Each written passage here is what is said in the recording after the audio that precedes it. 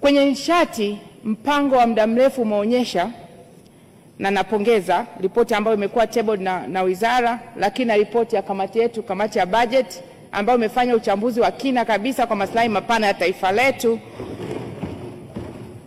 Kwenye mpango wa muda mrefu imeainisha kwamba serikali ina target kuhakikisha kwamba inazalisha megawati 70,000 ifikapo 2050-2051 kutoka megawati ambazo tunazalisha sasa hivi za 4,032. Lakini pia imeainisha kwamba matumizi ya mtu mmoja itatoka kilowatts 108 mpaka kilowatts 3,000 kwa mwaka kwa jinsi ilivyo sasa hivi. Na vyanzo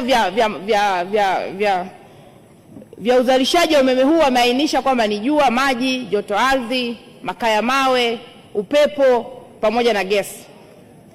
Lakini Mheshimiwa Mwenyekiti, kiuhalisia hivi vyanzo ni vizuri na lengo ni zuri, lakini ukifuatilia utaona kwamba hii miradi ambayo tunaainisha hapa inatumia muda mrefu sana kuweza kutekelezwa na serikali.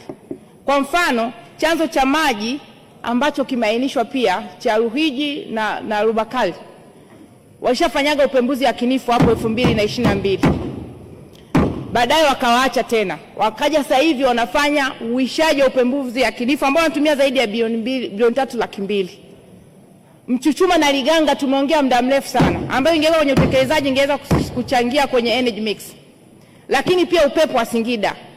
Lakini pia tuna joto ardhi kule Mbeya. Bado hivi vyote havijaweka kuwekwa. Sasa Mheshimiwa Mwenyekiti, ili sasa serikali on average kwa jinsi ilivyojiwekea ni kama vile itakuwa inazalisha megawatt 2,000, ongezeko la megawatt 2,639 kwa mwaka kuweza kufikia target ya megawatt 70,000. Sasa ili tuweze kufanya haya yote, mimi nilikuwa na shauri tuweze kuhakikisha tunashirikisha sekta binafsi kwa uhalisia, kwa kuona kwamba sasa hivi chini ya serikali mambo ya move hivyo, tushirikishe sekta binafsi na iweze kuingia kwenye uzalishaji wa umeme, tukizingatia kwamba nishati ni kichocheo cha sekta nyingine.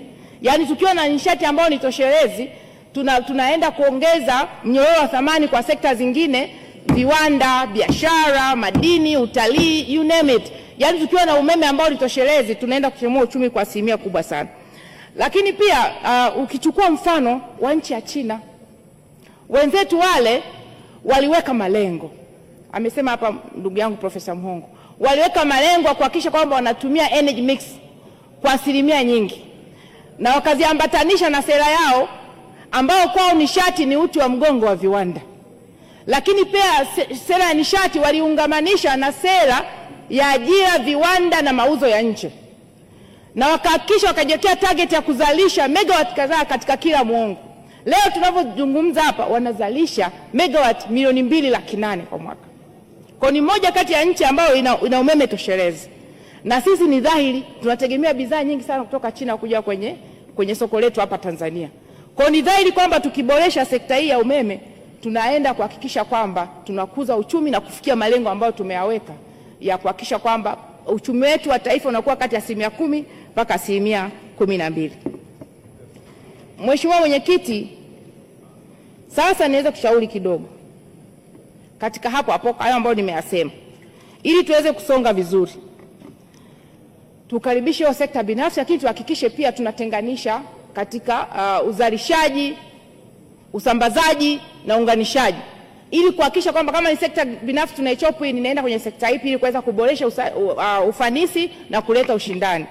Lakini pia tukizingatia Tanzania tunaenda kujiunga na hub ya umeme kwa nchi za SADC, tuweze kuweka bei shindani. Kama tutafikia huko tukazalisha umeme ambao ni extra, bei shindani, ili tuweze kuziuzia na nchi ambazo zitakuwa zina uhitaji wa umeme, na kwa kufanya hivyo tunaweza kukuza uchumi wa taifa letu. Mheshimiwa Mwenyekiti, niende sasa kwenye pato la mtu mmoja na ukuaji wa uchumi.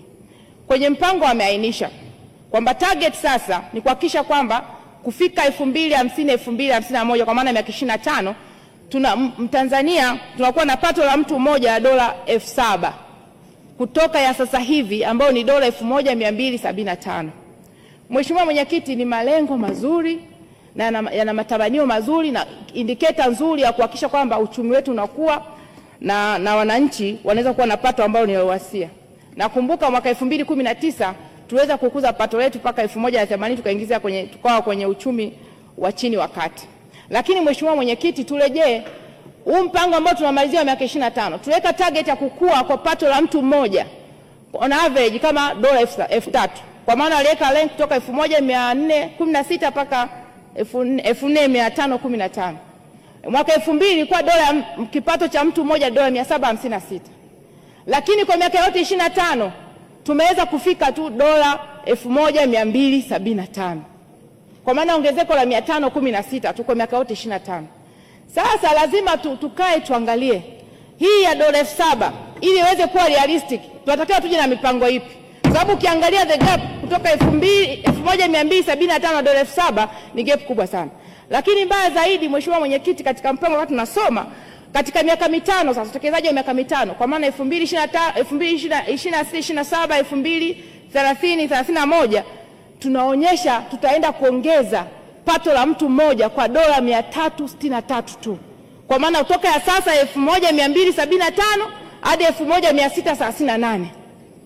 Sasa kama tunaweka projection ya kuongeza ndani ya miaka mitano 363 tu, kwa maana yake ukifanya na average by assumption tunatarajia kuongeza kwa miaka 20 iliyobaki $1,452. Kwa ujumla wake kama $3,000 inakuja kama $2,000 na kitu hivi au $3,090. Kwa miaka yote ukifanya na assumption 3,000 mpaka 4,000 kwa mwaka.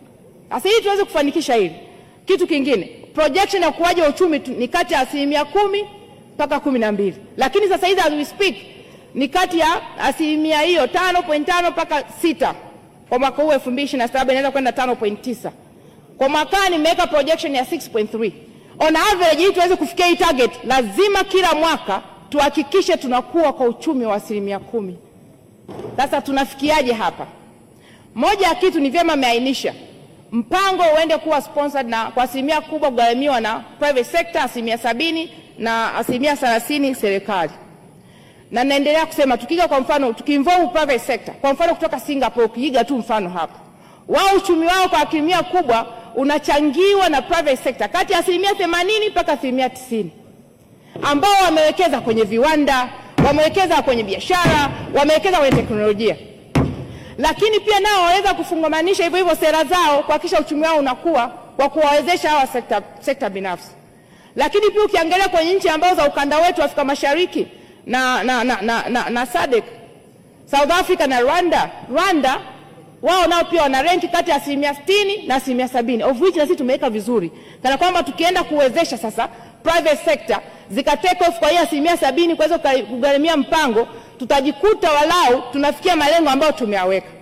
Na hii liweze kufanikiwa, lazima pia tubadilishe utaratibu wa utekelezaji wa miradi yetu ya maendeleo, lakini pia na maamuzi ambayo tunayafanya kwenye uchumi wetu. Lazima tubadilishe mitazamo ya kimaamuzi ambayo tunayafanya kwenye uchumi wetu, kwa maana kwenye vitu ambavyo vinaenda kudrive uchumi wetu. Bila kufanya hivyo hatuwezi kufikia. Mheshimiwa Mwenyekiti, nimalizie, naona kengele imelia. Lazima pia kuwepo na assessment, the regional potential assessment. Yani kila mkoa tu assess kwamba mkoa A, kwa mfano mkoa wa Mara, una fursa gani ambazo tukiziwekeza zitaenda kuchagiza zaidi kwenye uchumi. Kule Mara tuna madini, kilimo, tuna ardhi ambayo na rutuba nzuri, kilimo kita take off vizuri, tutafuga, tutavua, lakini pia na utalii partly. Ukienda Arusha the move kwenye utalii, ukienda Dar es Salaam biashara, labda na usafirishaji and the like of.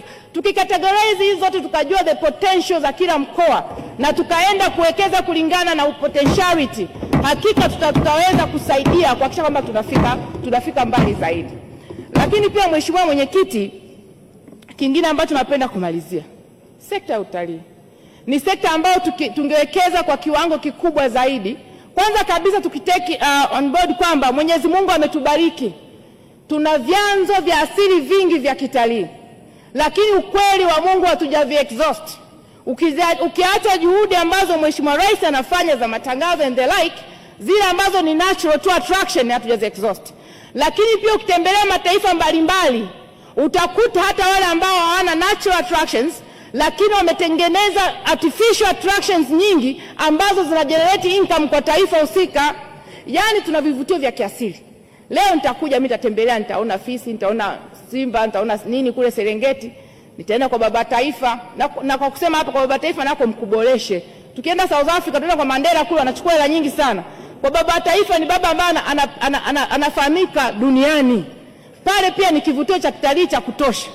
Kwa tukifanya hivyo, vile vya natural, weka hivi vingine, weke vya michezo, weka utalii wa matibabu, weka na artificial. To create, kwa mfano hapa Dodoma ni makao makuu. Si mnaweza mkaweka vya artificial attractions hapa, watu wakifika wanakuja wanatembea na wanaingiza fedha. Hiyo itaweza kusaidia kwa kiwango kubwa sana ku create ajira, lakini kuongeza mapato na fedha za kigeni. Mheshimiwa Mwenyekiti, nakushukuru sana. Asante sana Mheshimiwa Esther Nicholas Matiko.